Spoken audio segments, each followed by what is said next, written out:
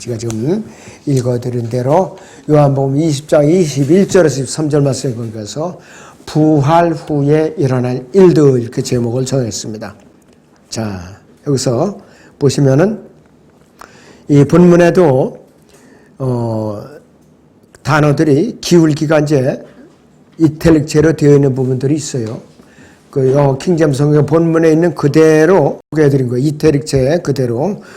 이제 본문에 없는 것이나 그렇지 않으면 이제 강조하기 위해서 이탈릭체로 구분되어 있었다고 그랬죠. 거기서 평강의 이스라는 비동사는 원문에는 없는 거예요. 킹제임스 성경에서 그래서 놓고 나이라는 말은 있는 건데 강조하기 위해서 그렇게 해놓은 거예요. 그 다음에 그들에게도 여기서 강조하기 위해서 그렇게 해놓고 그 다음에 여기도 누구의 죄든지 용서하면 그런데 여기서 죄들이라는 걸 제가 살려놨습니다. 복수로 되어 있습니다.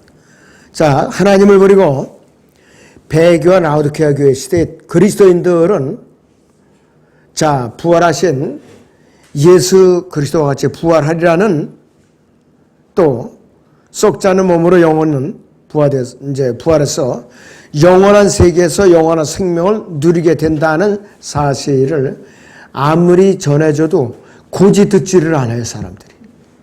고지 듣지를 않아요. 이거 참 큰 일입니다, 앞으로. 그러나 그리스도인이라면은 언젠가는 예수 그리스도의 부활하신 몸과 똑같은 몸을 입고 영원한 세계에서 영원히 살게 된다는 사실에 대해서 진지한 마음으로 열린 마음으로 신중하게 받아들여야 돼요.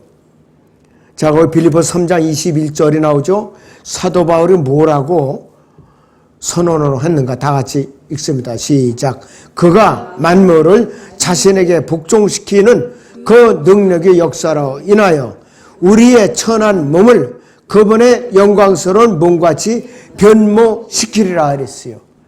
우리가 썩어서 없어져 여기 천한 몸을 그분이 영원히 썩지 않은 영광스러운 몸으로 변모시키리라 그랬어요. 예언해놨죠. 그대로 될 거예요, 여러분들. 무한장 남아있는 거 아니에요. 때가 이제 거의 우리 눈앞에 다가왔을 정도로 그렇게 지금 다가오고 계셔요. 자, 그래서 주 예수 그리스도께서 나타나시면은 우리의 몸은 그분의 형상과 정확하게 일치하는 몸으로 변화를 받게 됩니다. 로마서 8장 29절에 있는 대로 미리 아신 자들은 자기 아들의 형상과 일치하게 하시려고 또한 예정하셨으니 자기 아들의 형상과 일치하시려고는 뭐냐? 그분의 몸과 똑같이 변모시켜서 똑같은 성분으로 변화시켜준다 이거예요. 영적인 몸으로.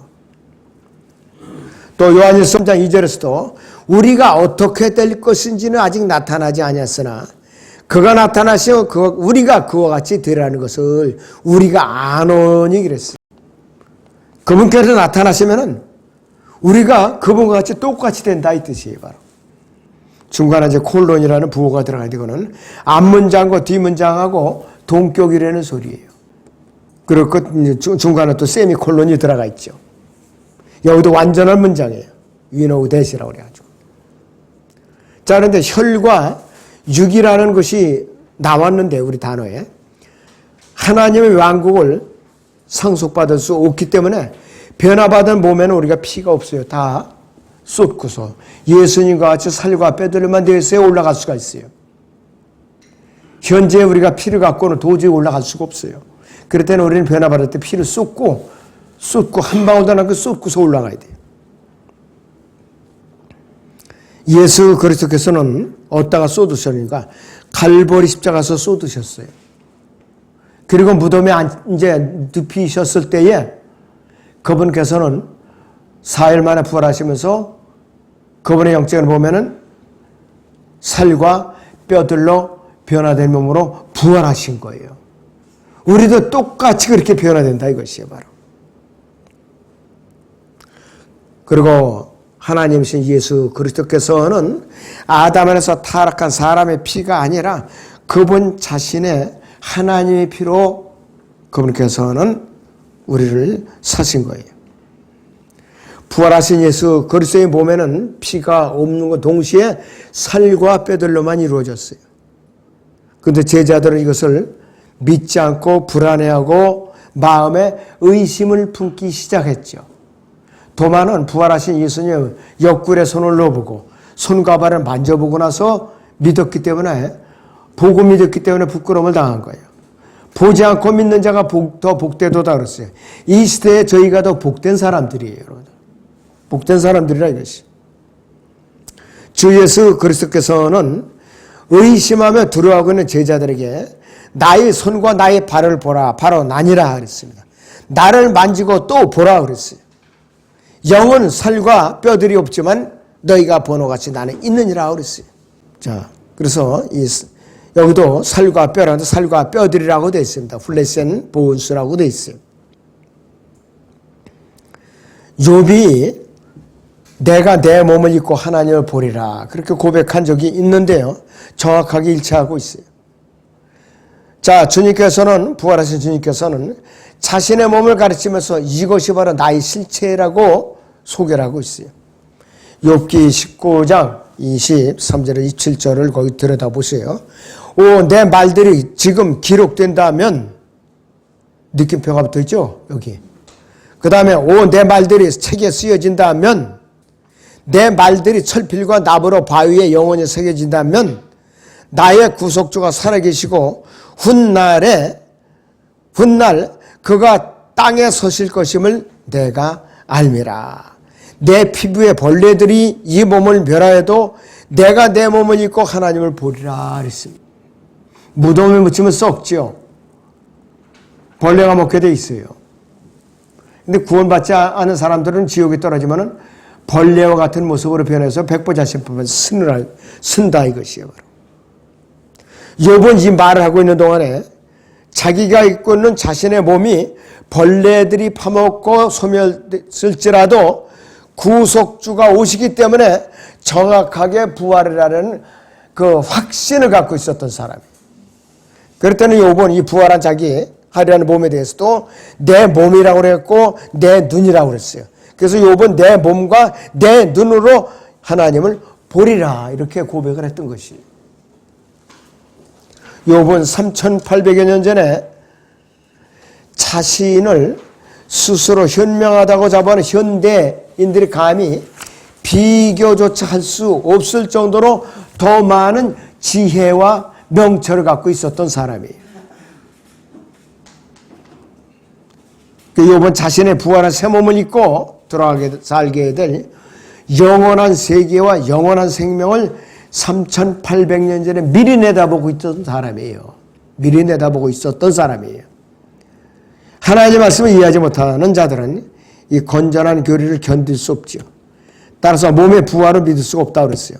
한글 개역 성경을 비롯해서 변개된 성서들은 내 몸을 입고, 이 욥기 19장 26절 하반절에서 내 몸을 입고, in my flesh라는 단어를 어떻게 고쳐놨느냐. 내가 육체 밖에서 이렇게 고쳐놨어요. 여러분들 오늘 집에 돌아가시면 옛날에 혹시 버리지 않은 개역 성경이 있으면은 그걸 보세요. 틀림없이 내가 육체 밖에서 이렇게 돼 있어요. 이건 뭐냐. 이렇게 고쳐놓으니까 부활 자체를 믿지 못하도록 부정하게 만들어 놓은 거예요. 그러니까 큰일 날 일이죠. 근데 실제로 이렇게 되는 거 사람들이 계속해서 매주마다 매년 부활주간 설교를 하면서 이 구절을 이렇게 인용을 하는 거예요.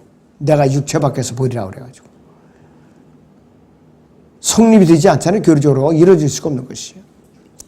자, 주 예수 그리스도께서는 둘째 아담이시면서 마지막 아담이시요. 창세기 2장 23절 하반절에서 얘는 이제 내 뼈들 중에 뼈, 내 살 중에 살이라고 말하고 있어요. 흙으로 지음받은 아담이 몸이 어떻게 되느냐. 내 뼈들 중에 뼈, 내 살 중에 살이라고 자기의 5번째 갈비뼈를 빼서 지음받은 이브에 대해서 그렇게 표현을 하고 있는 것이. 내 피 중에 피라고 말한 적이 없어요. 하나님의 말씀을 주의 깊게 공부하는 사람들이라면 성령께서 이 창세기 2장 23절에서 이 피라는 단어를 의도적으로 빼셨어요. 살과 뼈들이라고 그렇게 했어요. 누가복음 24장 39절에서도 피가 빠져 있고 고린도서 15장 50절에서도 뼈들이라는 단어는 의도적으로 이제 빼셨죠. 그리고 여기서는 혈과 육, 즉 피와 살, 이것은 살과 에베소 5장 3절에는 살과 뼈들과는 다르다 이것이. 창세기 2장 23절에서 피가 언급되지 않은 것은 아담에게 피가 지음받았을 때 아담과 이브에게는 피가 없었어요. 물순환 체계예요. 물순환 체계. 예수님도 아담과 똑같은 성분을 가지시고 부활한 이후에. 그러니까 초자연적인 능력을 가진 거예요. 초자연적인 능력을.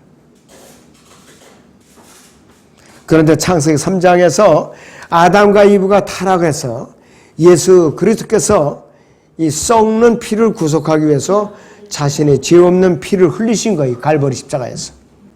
그래서 영혼 살과 뼈들이 없지만은 너희가 보는 바와 같이 나는 있느니라 이렇게 말씀하고 있어요. 영혼 살과 뼈들이 없지만 너희가 보는 것 같이 부활한 영적인 나의 몸은 살과 뼈들이 있다 이거예요. 근데 피는 없는 거예요.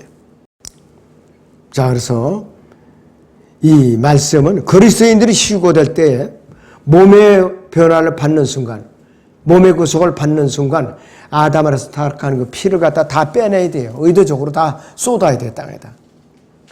그러면서 살과 뼈로 변화받은 몸으로 들림을 받는 것이에요. 고린도서 15장 50절에서 혈과 육은 하나님의 왕국을 상속받을 없으며 이렇게 말씀하는데 이 혈과 육이 분명히 여기서 살과 피로 되어 있어요. 다른 구절들과 균형을 딱 이루어요. 혈과 육이라는 개역성경은 용어로 그대로 그냥 가져온 거예요. 이거 빨리 고쳐야 됩니다. 살과 이제 피로. 그 썩을 것은 썩지 아니하는 것, 즉 하나님의 왕국을 상속받을 수가 없어요. 그 혈과 육, 즉 살과 피가 결합된 상태에서는 어떻게 되느냐? 하나님의 왕국은 영적인 왕국에 들어갈 수가 없어요. 그래서 이 살과 뼈들이 결합된 상태에서 들어갈 수가 있다 이것이에요. 우리가 휴거될 때 그래서 피를 땅에다 모두 쏟아놓고 올라가면 되는 것이에요. 한 방울이라도 남아있으면 안 돼요.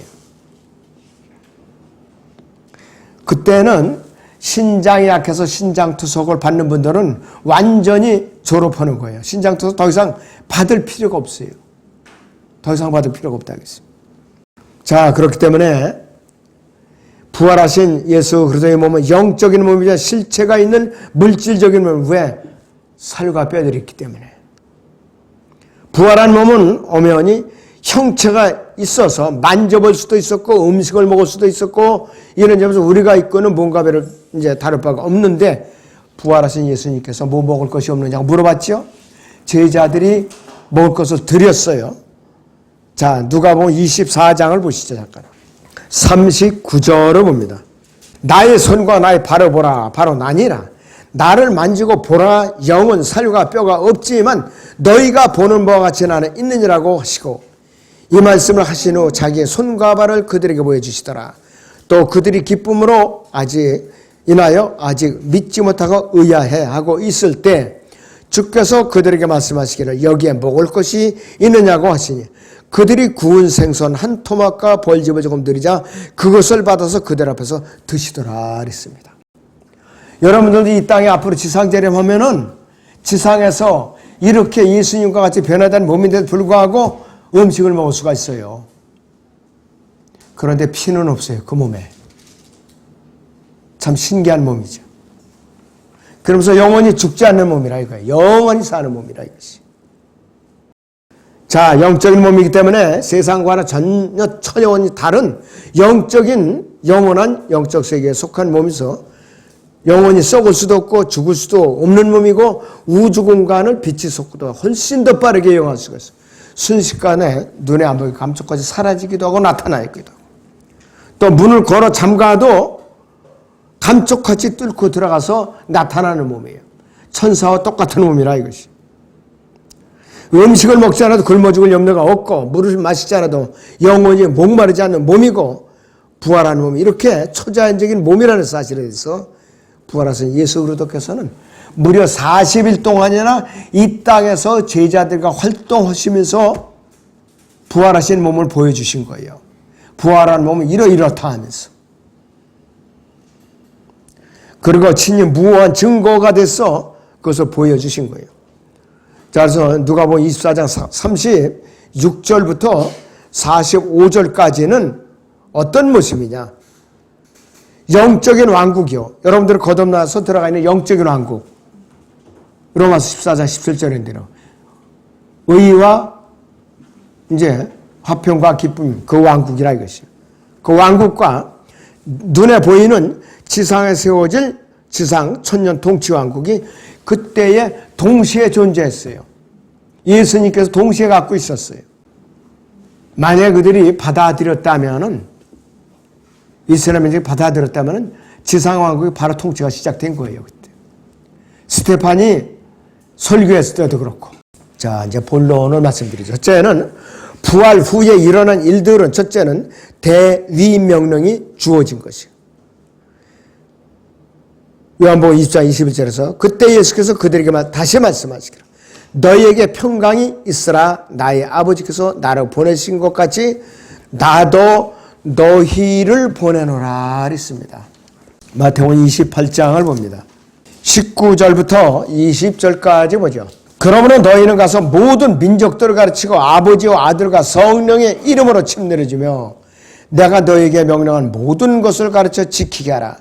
보라 내가 세상 끝까지 너희와 항상 함께 있으리라고 하시더라 그랬습니다. 이것이 지상 대위임 명령이에요. 이것이 바로 이 요한복음 20장 21절이에요. 예수 그리스도께서는 지금 나도 너희를 보내노라 그랬어요. 그 주님의 지상 명령인데 과연 우리가 여기에 순종을 하고 있는 1년 내내 입 꼭 다물고 있느냐, 전도지 한 장 나눠주지 않고 있느냐, 이 시간을 통해서 각성을 해야 돼요. 내 아버지이신 하나님께서 예수 그리스도께 위임하신 사명이 있고 또 예수 그리스도를 통해서 오늘날 우리에게 위임된 사명이에요. 복음을 통해서. 주 예수 그리스도께서는 진리를 증거하는 사명을 받고 아버지께로부터 보내심을 받은 분이에요. 인자이신 예수 그리스도께서는 섬김을 받으려고 온 것이 아니라 섬기려 오신 분이에요. 그리고 많은 사람을 위해 자신의 몸값을 생명으로 내어주려고 오신 분이라 이것이. 그리고 양들을 위해 자기 목숨을 내어놓는 선한 목자로 오신 분입니다.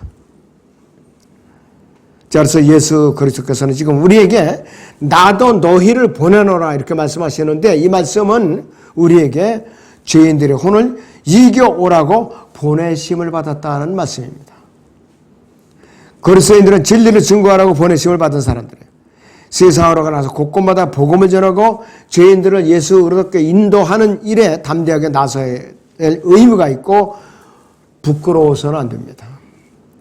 예수 그리스도께서 복음을 전하고 있는 그 사람을 위해서 기도하시고 또 복음을 듣고 있는 죄인들을 위해서 기도하신다는 사실을 우리는 잊어서는 안 돼요.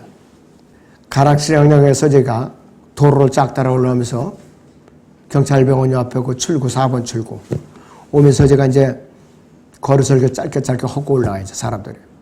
그러면 어떤 사람들 이렇게 쳐다보고 어떤 사람들은 또 전도지를 공손하게 두 손으로 이렇게 하면서 또 받아가는 사람이 있고 구구각각이에요.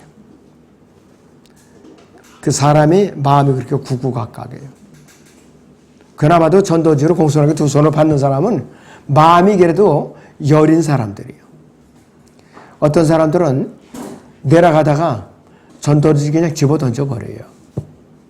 저 사람들이 이렇게 완악해졌더라고요. 부활 후에 일어난 일들의 두 번째는 성령을 받아라는 명령이 주어졌어요. 성령을 받아라는 명령이. 이 대목도 굉장히 중요합니다. 여러분들 잘 들으셔야 돼요. 자, 예수 그리스도께서 22절에서 그분께서 이 말씀을 하신 후 그분께서 그들에게 숨을 내쉬며 그들에게 말씀하시기를 성령을 받으라 이렇게 말씀하셨어요. 여기서 그분께서 그들에게 지금 우리 성경으로 다 생략이 돼 있죠. 단어가 다 생략이 돼 있어요. 다 살려놔야 돼요. 어서 거더라도. 그리고 이 성령은 여러분들 거기에 홀리 가스트라고 돼 있을 거예요. 이건 뭐냐? 이 단어는 내주해서 내 안에 내주에 계시는 성령을 홀리 가스트라고 그래요. 그러면서 성령 침례와 관계가 있어요. 내가 주님을 영접하는 그 순간에 홀리 가스트라고 표시된 성령이 내 몸 안에 내주하시는 거예요. 그러면서 내가 성령 침례를 바로 동시에 받는 거예요, 여러분들이. 거듭난 그 순간에 바로. 그래서 그걸 증명할 수 없으니까 간증에 거듭난 증거로서 순종하기 위해서 물침례에 순종하는 거예요. 그래서 물침례 받았다고 구원받는 것이 아니고 내가 주님을 주와 그리스도를 영접해서 받아들이는 순간에 성령께서 내 몸 안에 들어오셔서 내가 성령 침례를 받는 것이에요. 바로. 근데 내가 구원받았다. 그건 뭐냐? 성령 침례를 받았다는 뜻이에요. 바로. 분명히 아셔야 돼요. 그리고 영어 킹제임스에서 더 스피릿이라는 말이 나와요. 더 스피릿. 정관사만 붙였고. 이것은 뭐냐? 역사하시는 성령이에요. 성령께서 역사하실 때 이 단어를 써요. 그리고 또 인격적인 삼위일체 하나님으로서 성령을 나타낼 때는 뭐라고 나타내느냐? 홀리 스피릿이라고 나타냅니다. 홀리 스피릿이라고 나타내요. 다시 한번 강조해드리면은 홀리 가스트라는 말은 내주하시는 성령으로서 내가 주님을 영접하는 순간에 내 안에 들어오셔서 내주하시는 성령으로서 내가 성령 침례를 받는 것과 관련이 있죠. 그 다음에 더 스피릿이라는 것은 역사하시는 성령이에요. 삼위일체 하나님께서 일하실 때 어떻게 역사하시는가. 그 다음에 홀리 스피릿이라는 용어는 인격적인 삼위일체 하나님을 나타날 때는 홀리 스피릿이라고 나타냅니다. 이 요한복음 20장 22절의 말씀과 사도행전 2장에서 사도들과 거기에 모인 사람들이 성령을 받는 것과는 차원이 완전히 다른 상태예요. 이거 똑같은 게 아니에요. 성령으로 침례를 받을 뿐만 아니라 또 성령으로 충만케 되는데 성령으로 충만케 되는 사례는 구약에서도 자주 발견되는데 구약에서 주의 영인 성령께서는 어떤 사람 위에 임하게만 하는 것이 아니라 어떤 사람의 몸 안에 들어오시기도 한다 이것이. 구약에서 성막을 통해서 하나님과의 교제가 이루어질 때 성령께서는 성막 위에 그냥 임한 것이 아니라 성막 안에 들어오셔서 역사하셨어요. 어디에? 바로 지성소 위에 임재하셨어요. 이사야 63장 11절을 봅니다. 그때 주께서 옛적의 날들과 모세와 그의 백성들을 기억하여 말씀하시기를 자기 양무리와의 목자와 더불어 그들을 바다에서 데리고 올라오신 분이 어디 계시뇨? 그 안에 그의 거룩한 영을 두신 분이 어디시뇨? 이렇게 말씀하고 있어요. 여기서 성령이 모세 위에 임한 것이 아니라 모세의 몸 안에 들어오신 분이 역사하신 거예요. 모세의 몸 안에 들어오신 분이 역사하신 거예요. 출애굽기 31장 1절 4절도 보면은 주께서 모세에게 일러 말씀하시기를 보라 내가 유다 지파 훌의 손자여 우리 아들인 부살리엘을 지명하여 불러놓으라. 내가 그를 하나님의 영으로 충만케 하여 지혜와 명철과 지식과 여러 가지 기술로서 정교한 기술을 구원하여 금과 은과 노수로 만들게 하며 그랬습니다. 부살리엘이 몸 안에 성령께서 들어오신 거예요. 밖에서 머문 것이 아니라. 그리고 여러분들 이 단어에 제가 콤마를 일일이 다 찍어놨어요. 다 살려갖고 찍어놨습니다. 요한복음 20장 22절에서 그분께서 이 말씀을 하신 후 그분께서 그들에게 숨을 내쉬며 그랬습니다. 그들에게 말씀하시기를 성령을 받으라 그랬습니다. 제자들이 성령을 받은 것은 사도행전 2장에서는 그들 모두가 성령으로 충만해졌다 그랬는데 이것과는 여기서는 전혀 상관이 없어요. 자, 사도행전 2장에서는 한 장소에 모였던 사람들에게 성령이 임하셔갖고 그들 모두 다 성령으로 충만해졌던 것은 충만함이 아니라 바로 성령 침례를 받은 거예요. 집단적으로 성령 침례를 받은 거예요. 이들은 또 언제 이런 역사가 일어나냐? 큰 환란 기간에 유대인들은 집단적으로 성령 침례를 받아요. 이 시대의 그리스도인들은 개별적으로 주님을 영접할 때 개별적으로 성령 침례를 받습니다. 개별적으로. 이것이 유대인들과 이방인들하고 다른 점입니다. 바로. 자, 그래서 요한복음 20장 22절에서 제자들이 성령을 받은 것은 이런 의미에서가 아니라 구약에서 성령 안에서 성령께서 안에 임하셨던 것과 동일한 맥락이에요. 그 사도행전 2장하고는 차원이 다르다 이거예요. 요한복음 20장 22절은 구약의 맥락에서 여러분들이 이해를 해야 된다 이거지. 예수 그리스도께서 제자들에게 숨을 내쉬며 말씀하셔서 성령을 받으라고 하심으로써 제자들이 그때 성령을 받는데 이것이 주님께로부터 지상 명령을 받은 것과 동시에 이루어지는 거예요. 동시에. 이때까지 제자들은 성령은 받았는데 성령 충만이 이루어지지는 않았어요. 성령 충만이 그 당시에는 점진적으로 이루어졌어요. 점진적으로. 부활하신 예수 그리스도께서 하늘로 올라가시는 광경을 보았을 때 주를 경배하고 기쁨이 충만하여 예루살렘에 돌아와 계속 성전에 있으면서 하나님을 찬양하고 송축한다 그랬어요. 이들은 금식 기도하고 울부짖고 그런 게 아니에요. 성전에서 예루살렘에 와서 성전을 떠나지 않고 하나님을 찬양하고 송축하고 기다리니까 성령으로 충만한 거예요. 그러고 나서 참 50일째 되는 날에 성령이 이 땅에 내려갔고 이들이 모두 성령을 충만하게 된 것이에요. 방언한 것이 아니에요. 금식기도 온 것도 아니에요. 이들은. 신약에서는 누구든지 구원받는 순간에 성령께서 그 사람의 몸 안으로 들어오셔요. 홀리가스트라는 그 스펠링이라고 이제 기록된 것이. 영원히 그들에게서 떠날 수가 없어요. 이것이 성령 침례이고 구원받는 순간에 성령으로 침례를 받고 성령께서는 우리 몸에서 영원토록 떠나지 않으시다. 언제까지 이 우주가 존재하는 한 떠나지 않으세요. 그러니까 우리 몸 안으로 들어오셔서 거처를 정하시고 영원히 머무신다 이것이. 그렇기 때문에 고린도서 3장 16절에서는 우리에게 너희가 하나님의 성전인 것과 하나님의 영께서 너희 안에 거하시는 것을 알지 못하느냐 그랬어요. 우리는 그리스도의 한 몸으로서 침례를 받은 것이고 한 성령으로 마시게 된 것이라고 표현하고 있죠.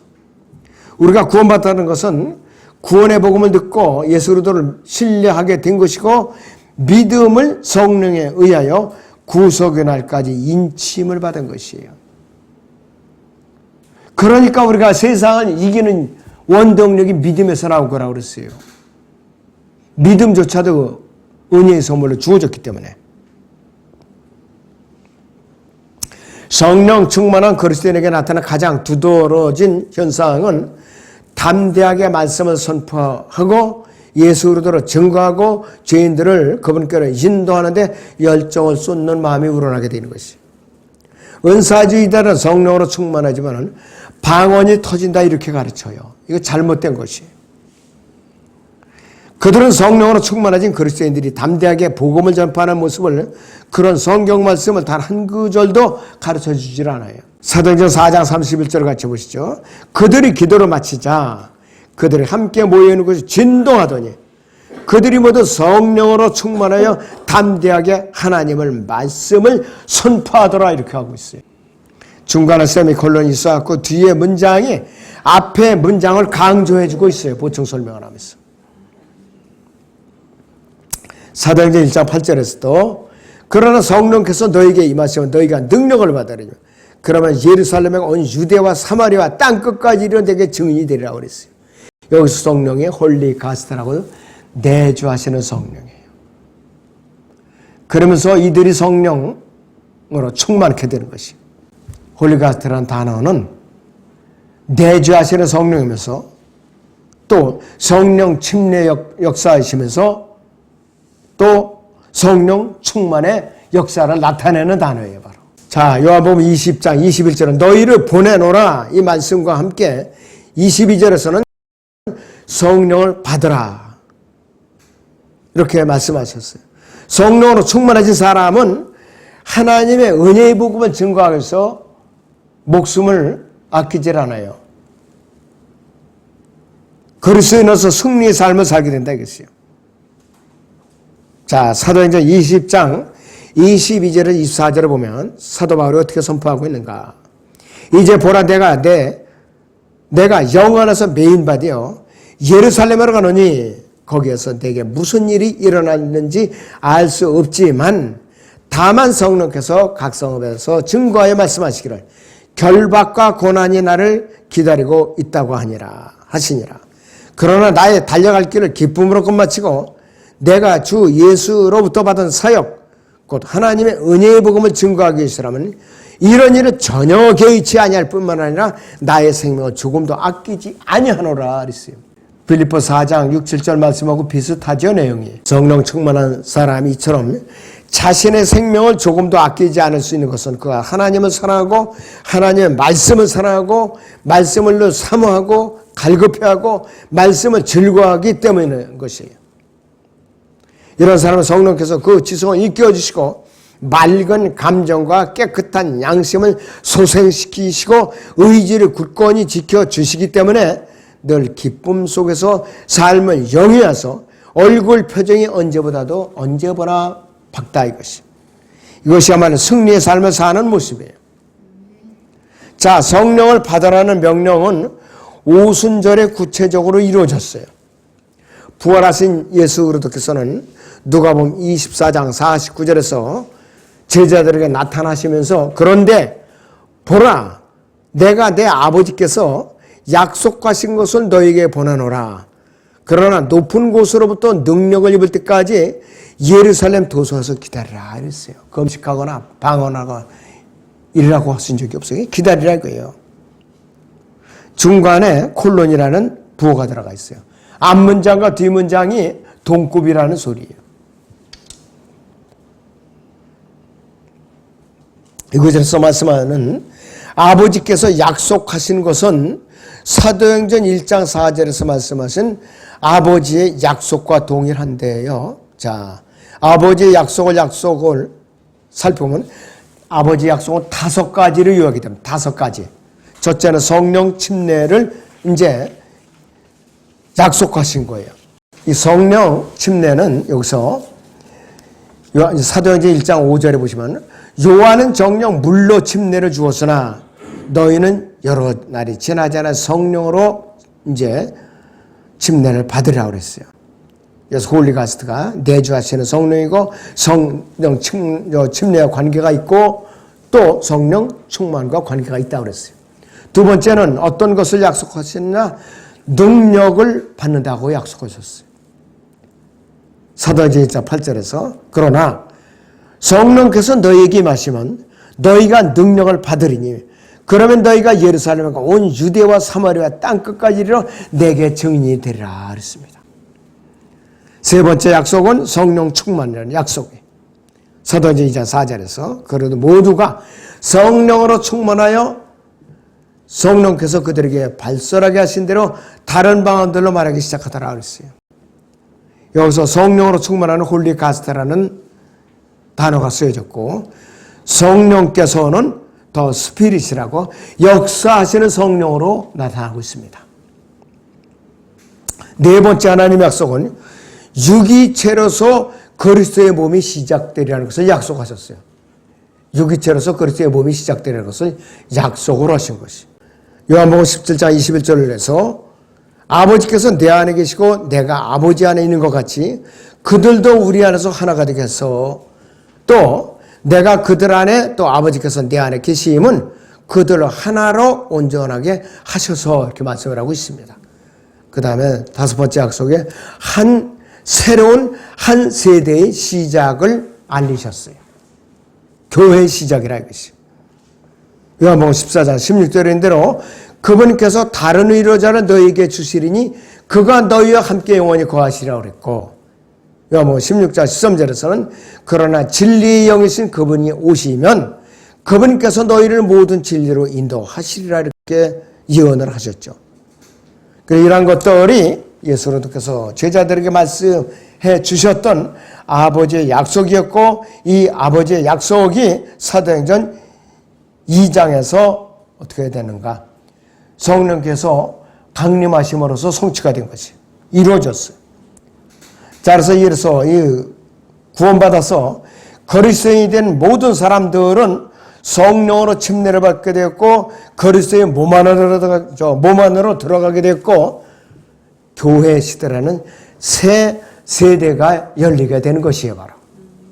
자, 부활 후에 일어난 일들 중에 세 번째는 무엇이냐? 죄사함의 능력이 부여됩니다. 죄사함의 능력이. 요한복음 1장 23절 같이 봐요.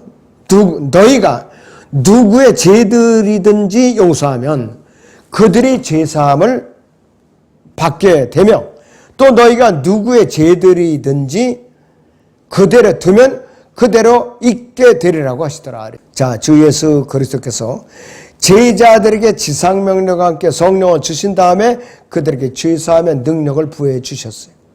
자, 주님께서 주시는 죄사함의 능력을 받은 것은 제자들만이 아니라 11 제자들과 그들과 함께 있는 사람들이 다 받은 것이에요. 죄사함의 능력을 다 받았어요. 자, 그런데 더 나아가서 예수 그리스도께서 주신 이 능력은 11 제자들과 그 방에 있던 사람들 뿐만 아니라 여기에 함께 있지 않았던 사람들에게도 주어진 능력이 있어요. 예수 그리스도께서는 이 능력을 주실 때 거기에 함께 있는 것은 고사하고, 그 시점에서 구원조차 받지 못했던 사도 바울도 이 능력을 나중에 받았어요. 나중에 받게 됐다 이것이에요. 바울은 죄사함의 말씀을 선포할 수 있는 능력을 받았고, 바울은 죄사함에 관한 말씀을 선포했을 뿐만 아니라 주 예수 그리스도를 대표해서 죄사함의 능력을 실제로 행사했던 사람이에요. 강력하게 행사했던 사람이에요. 고린도 후서 2장 10절을 보죠. 너희가 누구에게 무엇을 용서하면 나도 그리하고, 만일 내가 무엇을 용서했다 하면 그것은 너희를 위하여 내가 그리스도를 대신하여 용서한 것이라 그랬습니다. 그리스도를 대신해서 용서했다 이거예요. 하나님의 말씀, 위임을 받았기 때문에 담대하게 이렇게 말씀할 수 있었던 겁니다, 여러분들. 내 안에 계신 그리스도께서 용서하신 것이라고 말하고 있죠. 그래서 실제로 죄사함은 예수 그리스도께만 갖고 계신 그분 고유의 권능이었었는데, 바울이 실제적으로 행사를 했죠. 위임을 받아서. 예수 그리스도를 대신해서 그렇게 했다는 의미가 아니라 그의 몸 안에 내주하 계시는, 성령으로 내주해 계시는 성령이신 예수 그리스도께서 했다는 소리예요, 바로. 내 안에 내주하시는 성령, 홀리 가스트로 내주하시는 그분께서 그렇게 했다는 의미예요. 우리가 그리스도인 형제의 죄를 용서할 수 있는 것은 그 형제가 죄를 참여했을 때, 우리가 주 예수 그리스도의 인격 안에서만 가능한 일이에요. 그러므로 죄를 사하시는 분은 실질적으로 예수 그리스도, 바로 그분이에요. 그러므로 이 시대의 그리스도인들은 그분의 권한을 위임받은 그분의 대사들이에요. 여러분들은 누가 자백하면 죄를 용서해 주잖아요. 자기한테 전고. 그러면은 내 자신이 용서하는 것이 아니라 내 안에 인격적으로 계시는 성령이신 예수 그리스도께서 용서해 주시는 거예요. 그거조차도 여러분들 그거를 인식을 잘하고 계셔야 돼요. 혼돈하면 안 돼요. 내가 용서해 줬다? 아닙니다. 오늘 이후로는 내 안에 성령으로 계시는 예수 그리스도께서 용서를 해줬는데 내 입을 빌어서 전달을 했을 뿐이라 이거예요. 그걸 여러분은 확실하게 인식을 하시기 바랍니다. 자, 이제 기도하겠습니다.